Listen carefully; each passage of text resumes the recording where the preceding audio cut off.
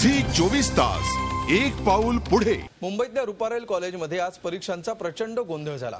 सकाळपासून परीक्षेसाठी विद्यार्थी ताटकळले होते, पण पर्यवेक्षकच आले नाहीत। त्यातच मनसेने परीक्षा झालीच पाहिजे म्हणत क्रेडिट वॉर सुरू केला आणि या सगळ्या घोळामध्ये विद्यार्थ्यांचं प्रचंड नुकसान झालं।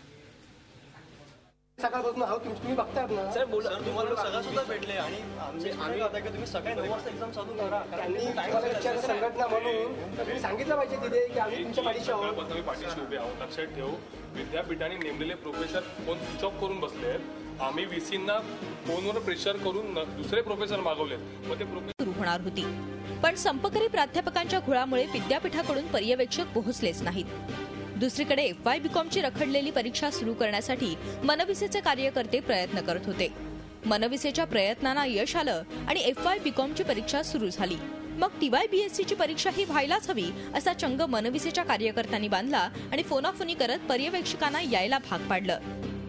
जे प्राचार्य त्याच्यामध्ये बरेचसे प्राचार्य याच्यामध्ये सहभागी नाहीयेत, त्यांचं म्हणणं आहे की आम्ही सपोर्ट करतोय आणि ते जे काय सहभागी आहेत त्यांचं म्हणणं आहे की मे मध्ये आम्ही जे काम आम्ही पुढे जो पोस्टपोन केलेला आहे परीक्षा ते मे मध्ये करू। परंतु जे सहभागी नाही त्यांचं म्हणणं आम्ही मे मध्ये काय काम करायचं, आम्ही आता काम करायला तयार आहोत।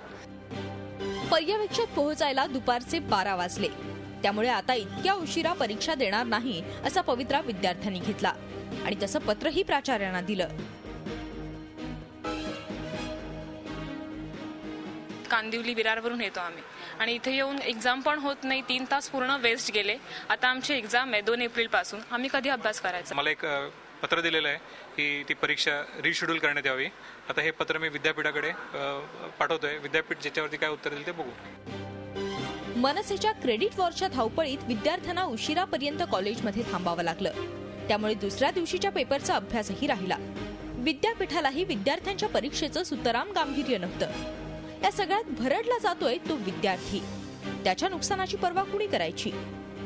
झी 24 ताससाठी दीपाली जगताप, मुंबई। झी 24 तास एक पाऊल पुढे।